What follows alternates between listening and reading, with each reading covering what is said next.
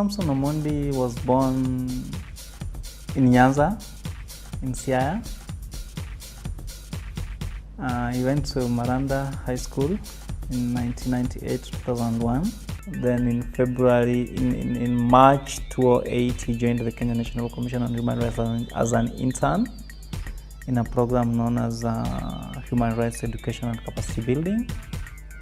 Then he rose through the ranks to become a program officer in a program known as Reforms and Accountability, where he's working now. Now, what falls within my docket at the Commission, we have a big program known as Reforms and Accountability. Then there's a sub-program on security sector reforms, which is the program that I head. So in that program, we essentially do an implementation, an auditing of the implementation of the Chapter 14 of the Constitution, which is on national security. So we do trainings for security officers. We do capacity building of the members of the public. We share experiences from international organizations on security sector reforms. We convene various civil society organizations working on security sector reforms in the country. We convene meetings, sharing notes, experiences with organizations. And we also carry out trainings, not just police officers, but also to members of public on how they can hold members of security forces to account. You did mention that you have a department on public education? Yes. Okay, now let's help us understand what's this department doing in enlightening Kenyans on their rights? We provide public education to members of the public using different medias, yes, using different methods. Yes. We hold public barazas.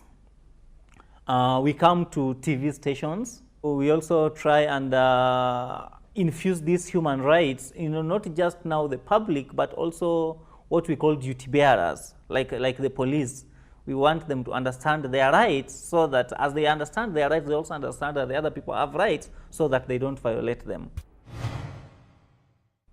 Human rights activists have been perceived to be anti-regime, to be anti-government. It could be a perception, but in many times, perception determines the reality. Why is this so, and how can this be corrected? How can this perception be corrected? We have twin mandates. One is advisory, and the other one is watchdog. So it is not about being against the government, but it is about telling the government the right thing, the way things should be done. Because as you say that we are a statutory body, we are created by that parliament. Yes. And that parliament has given us the mandate to watchdog it and advise it, the government. But there are two roles that go together, watchdogging and advising. So it is not about being against the regime. It is about doing the work that we've been provided to by the people of Kenya, through the parliament, and by the international mechanism. Let me ask you this question here. Yes. All rights are universal. Yes. Where is the place of culture?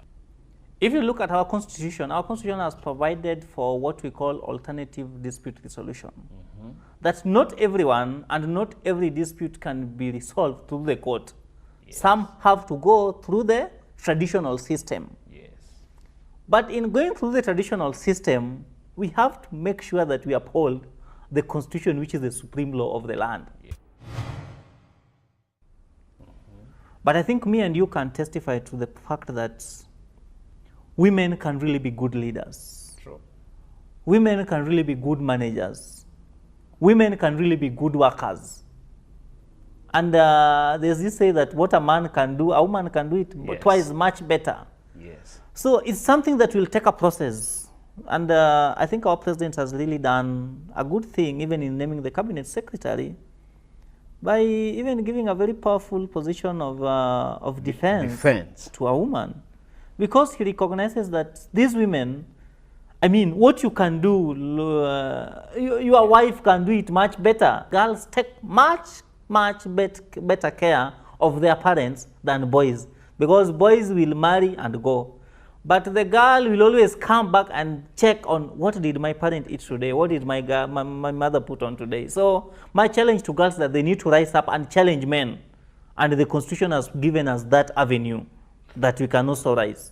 So do you foresee a time in the future when we are likely to have a woman president? I think generally Kenyans are still not yet ready for for a female president. Because our society is of that belief that it will take time. Maybe not in my generation and your generation, but in a generation to come. What criteria is used to determine the limitation of rights? And who can actually determine that? Because I feel it's my freedom of expression, it's my right. You know the haki yangu, haki yetu. Yes. Walk around with placards and banners and boycott, work, strike, do anything. What criteria is used and who determines the criteria? Thank you. That's an interesting one.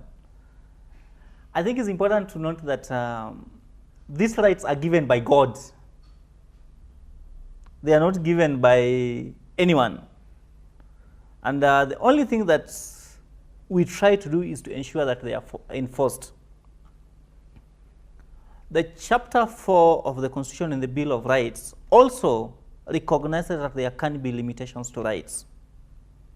So when a right is limited is not in the abstract.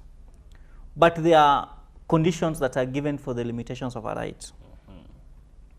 For those of us who do human rights work, we always have this popular say that your rights begin where mine end. So if you stretch your hand like this, you are free to move it all the way, so long as you don't slap me. You are not slapping me. Now, the advice I will give to young people watching me is that everyone can make it in life. I've come from a very humble, extremely humble background. I went to a village school, primary school. The first time I owned my shoes was when I was going to Maranda. And that has not stopped me from having several pairs these days. So your beginning does not determine your end. The most important thing is to have determination, have perseverance, and have a focus in life, and you shall definitely make it.